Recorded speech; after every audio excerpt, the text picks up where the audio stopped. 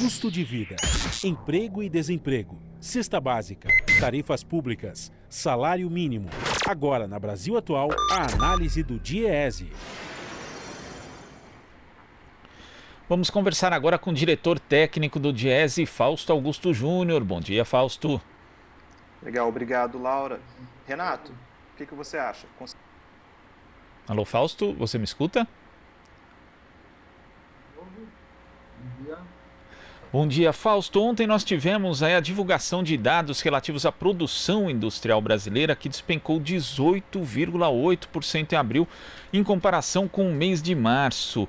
É o segundo mês seguido de queda na produção. Março nós já tivemos uma queda menos acentuada, e quando se compara com abril do ano passado, a queda ainda é maior.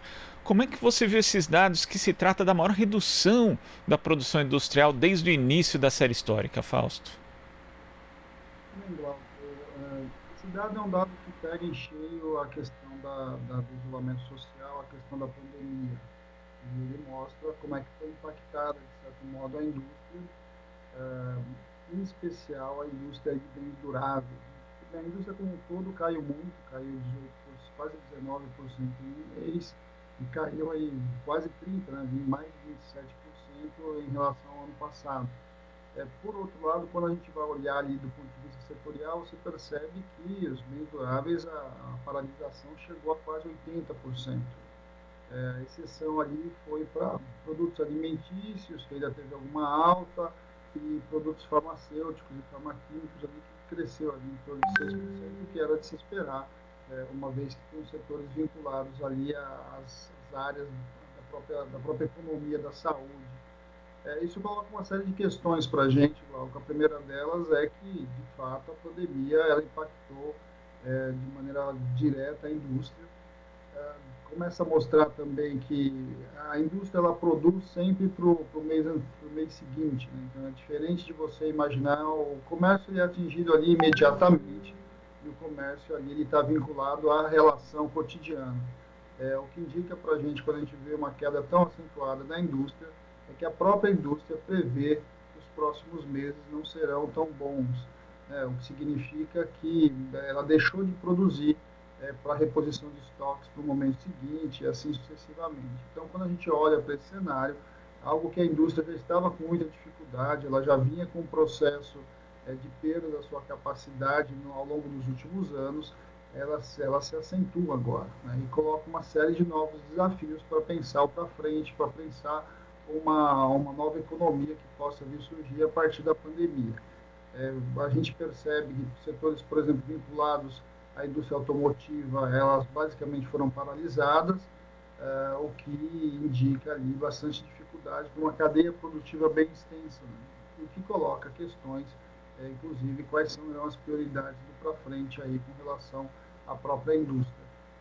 Temos uma série de discussões colocadas. Eu acho que a gente tem uma questão posta da própria discussão da reconversão industrial no Brasil. É preciso pensar a indústria para além da pandemia, é preciso pensar a indústria a partir de um novo olhar ali sobre o desenvolvimento do país, para quais são os setores nossos estratégicos, para onde a indústria deveria se concentrar, e a gente vai olhando que ao mesmo tempo em que a indústria parava boa parte das suas atividades, uma série de produtos que eram essenciais agora para o controle da pandemia, para o enfrentamento da pandemia, tiveram que ser importados, você não tinha como adquiridos aqui no nosso país.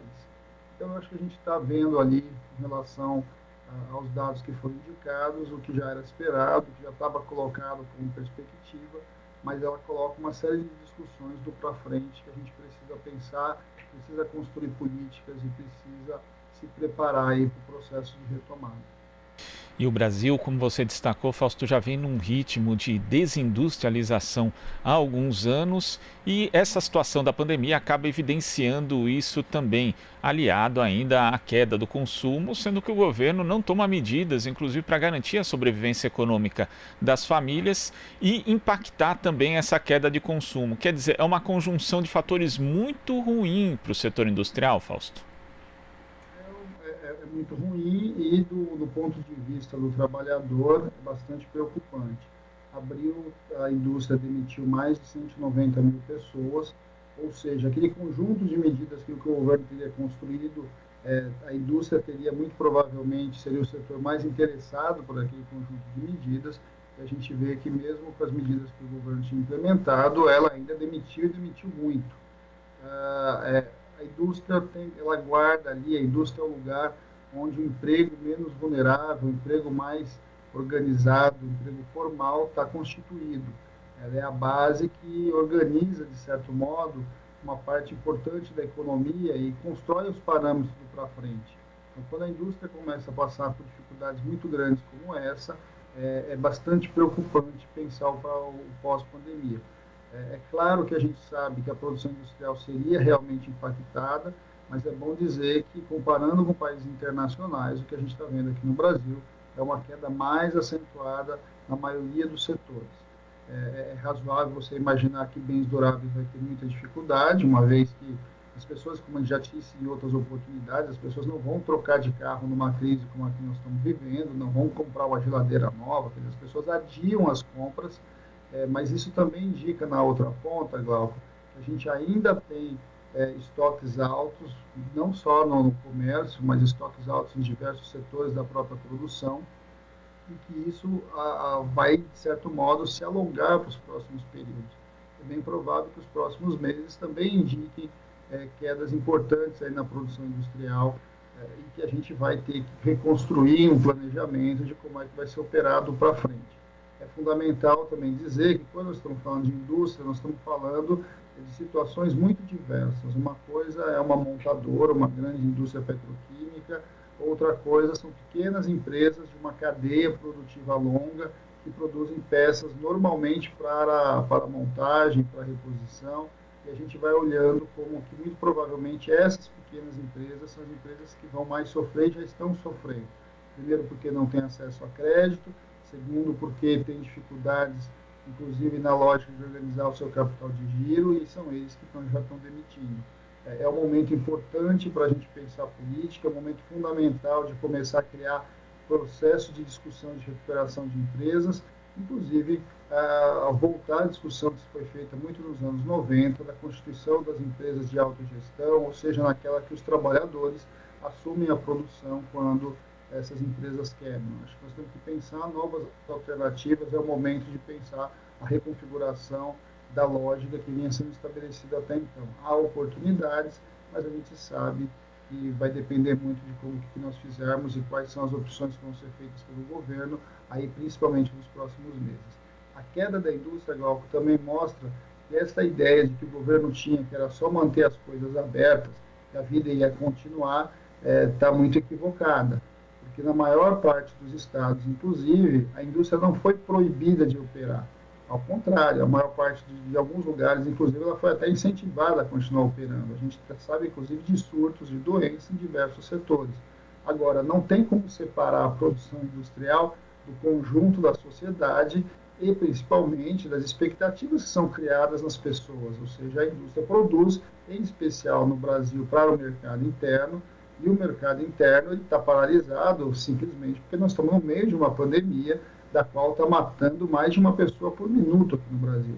Então, isso não tem como sair desse contexto. Nós temos que trabalhar as opções, principalmente para o depois da pandemia, para quando essa curva começar a cair e a gente começar a olhar para frente, olhar para as novas expectativas, para as novas possibilidades. É isso que o governo não fez. Ao governo não organizar, não coordenar as ações de combate à pandemia, o que nós estamos vendo é que nós estamos pagando esse preço e a indústria é um dos setores que está pagando bem caro. Tá certo, Fausto. Muito obrigado pela sua participação aqui no Jornal Brasil Atual e até amanhã. Glauco, até a próxima. Bom dia a todos. Bom dia. Conversamos aqui com o diretor técnico do Diese, Fausto Augusto Júnior. Você está ouvindo Jornal Brasil Atual. As notícias que os outros não dão.